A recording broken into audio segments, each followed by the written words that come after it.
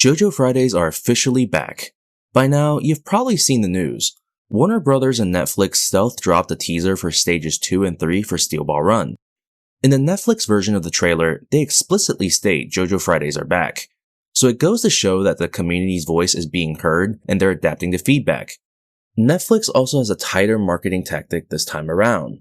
The trailer was dropped on Friday, July 3rd, right before 4th of July, the all-American holiday. Maybe it's a coincidence, but considering the setting of Part 7 and who the main villain is, I feel like this was planned. I will say, the stealth drop was certainly a surprise for everyone.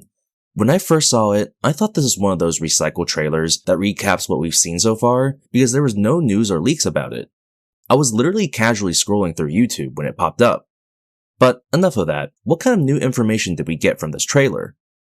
The most important thing is that we now know the release format of the series moving forward.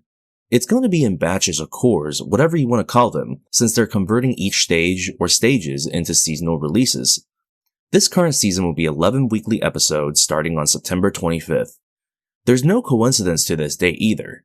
Remember what I said about Netflix being intentional with their marketing?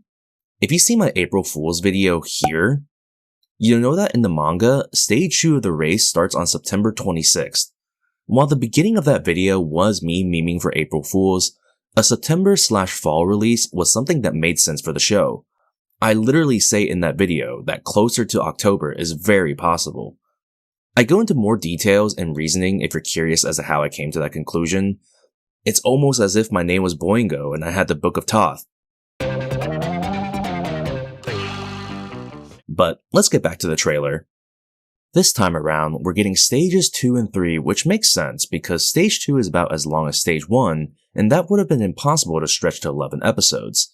So it makes sense they combine the two stages to make it the length of a normal season core.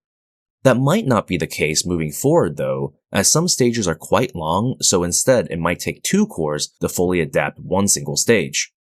We also got 2 JoJo veterans returning as new characters for this upcoming stage. Mountain Tim, who is voiced by Tomoaki Maeno, was Squallow in Part 5. He is one of the minor villains, so maybe less people knew about that, but the next voice actor is someone we all know. Tomokazu Sugita, the voice of Joseph in Part 2, will be playing the big bad of Part 7, Funny Valentine. Not shown in this trailer, but announced separately, is Yoko Hikasa as Hot Pants. You've probably watched some shows with her in it, as she is also a pretty big name with some prominent roles in many popular series. I suspect that we will be seeing more familiar names as we proceed through the series.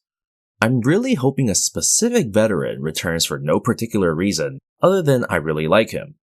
I'm really looking forward to what Batch 2 will have in store for us. I think this release format is a win-win for all parties involved. This is still part of Netflix's business model while still satisfying the core formatting of most anime on the market, and not to mention JoJo Fridays for the fans. What do you think about the news for stages 2 and 3 of Steel Ball Run? What's the most exciting thing for you? Is it JoJo Fridays coming back, familiar voices returning, or something else? Let me know in the comments below.